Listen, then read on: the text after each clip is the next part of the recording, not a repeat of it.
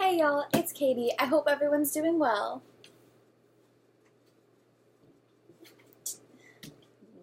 Today is Top 5 Wednesday.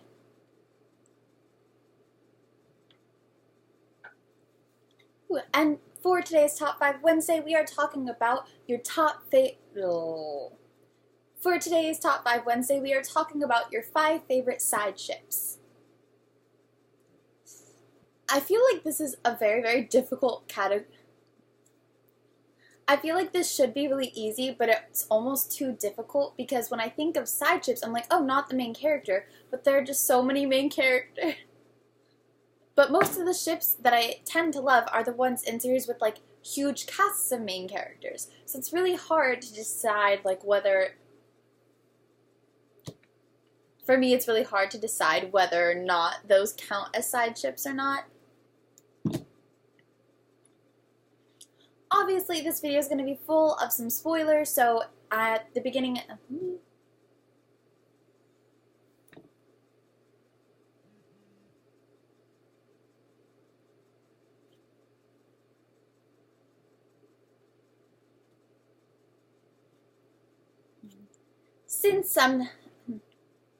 As we all know, sometimes ships do not reveal themselves until later on in a series, so there will be spoilers in this video if you hear the name of a series that...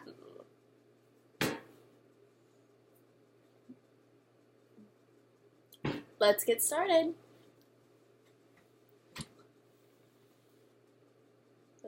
First on my list of my top 5 side ships is...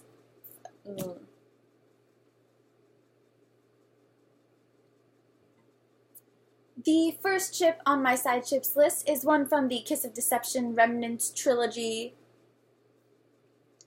and that is Pauline and Kaidan. I really loved getting to see them kind of slowly grow to like each other. We got little hints in the first book that this might eventually become a thing, but I wasn't really sure, and then they hated each other for good reasons.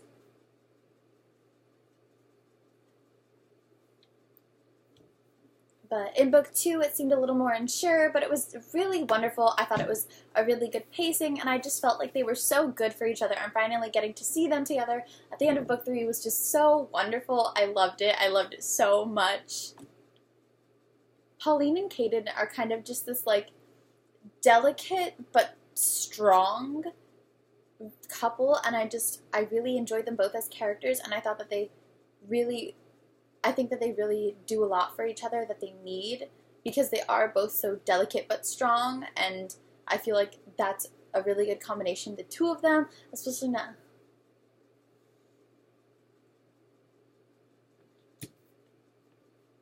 I really like it so much. Like, I think I like it more than I like Leah and Rafe, to be honest. Don't kill me. Next up, we have one from the Throne of Glass series, and that is Lysandra and Aedion. Now, I didn't know if I should count this as a side ship or not, because clearly they're on the main cast of characters, but I feel like their romance isn't a main plot element, so we're going to count it as a side ship. I really, really like Lysandra and Aedion, and the idea of them together just really makes me happy because I feel like they've both been through a lot and they can definitely understand where each other are coming from, and they're so empty of judgment for each other because they understand what it's like to be forced to do things that you don't want to do for the sake of yourself and for the sake of the people that you love and taking care of them, and I just can't wait until they're actually together. When we had that scene in Empire of Storms where he told her he was going to marry her, I might have almost cried.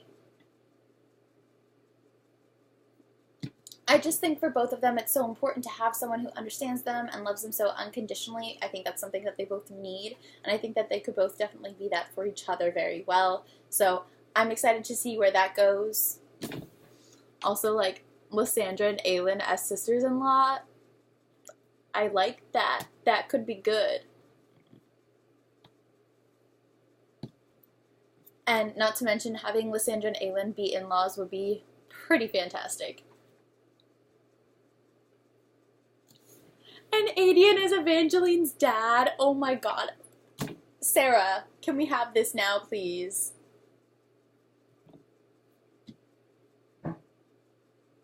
Next up on my list of number 3 on my list of top 5 side ships is Severo.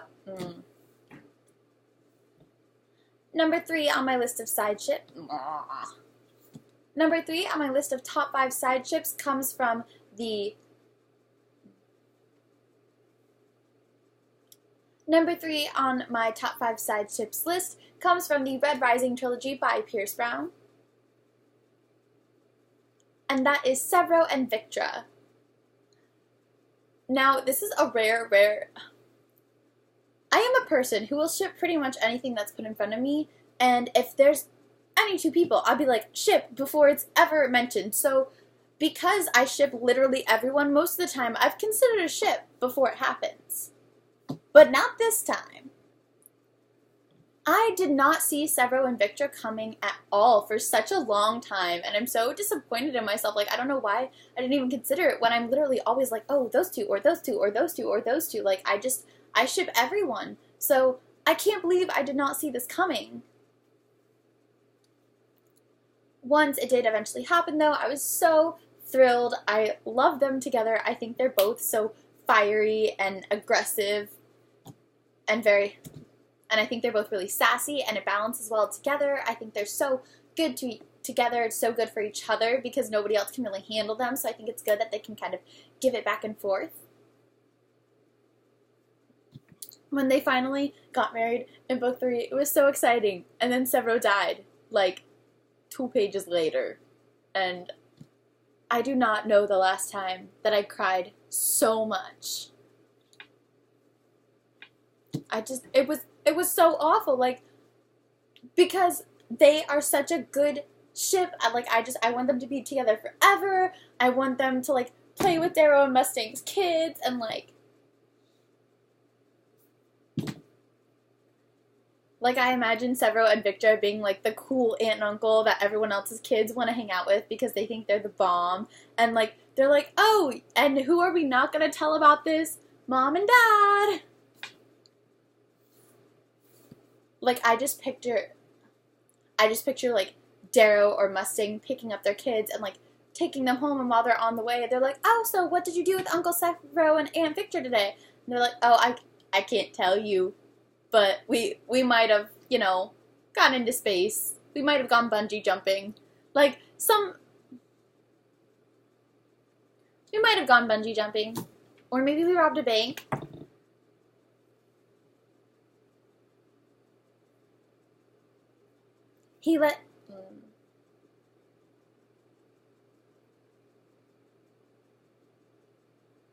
We went swimming in lava.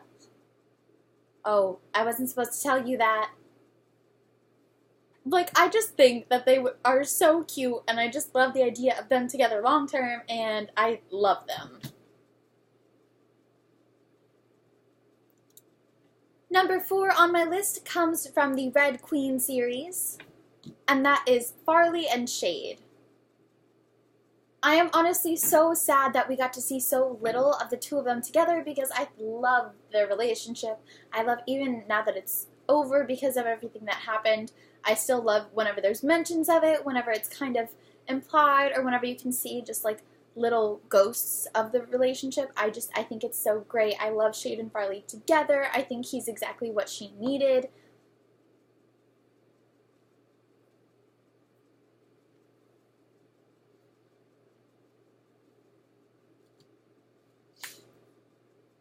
I think especially people like Farley are so intense and kind of carry the world on their shoulders, and like in a time as hectic as this, Shade was exactly what she needed to kind of be there for her, and Shade needed someone who could understand all of the crazy things going on in his world, and I think that together they just really helped each other get through a time that would have otherwise been like really terrible and awful.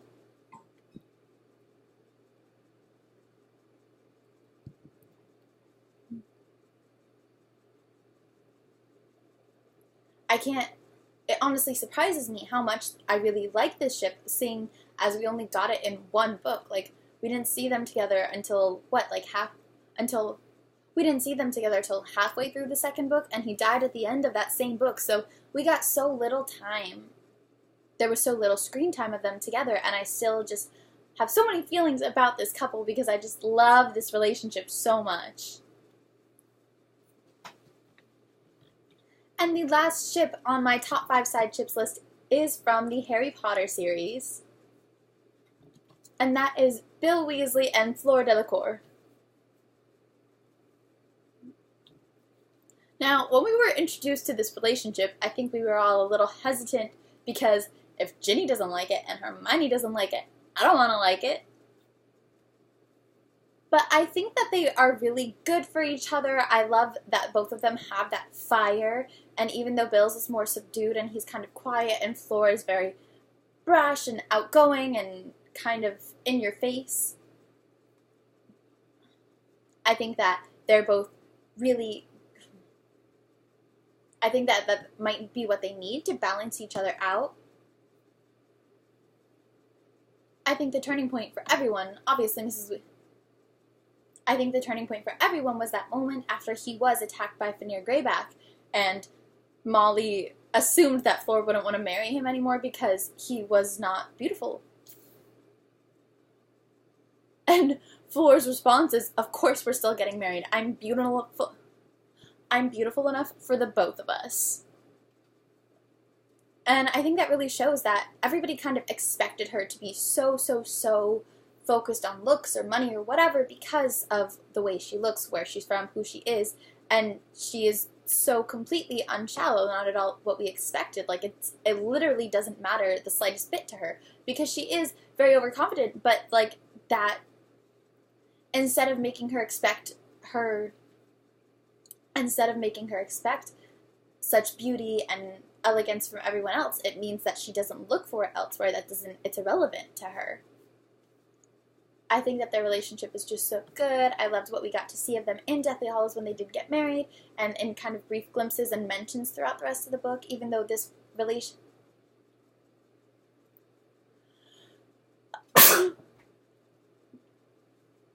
even though we see so little of this ship, and we have little mention of it except for of one of their children in the epilogue. Even though we see so little of this ship, I think it's really great. I wish we got to see more of it. Like, honestly, I could read a whole book about Bill and Fleur and their kids. I just think they're so good for each other. It's so healthy, and I like that they kind of, like, ignored everyone else's expectations, and it worked out, and they never expected it not to.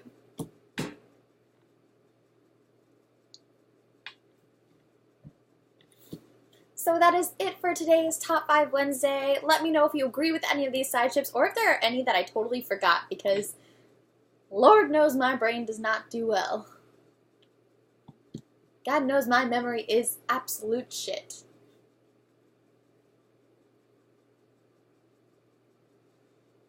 My memory is absolute trash, so if there are any really good ones that you particularly love, let me know in the comments. I'd love to hear it. I'd love to hear them all. Bye, y'all. Have a good one.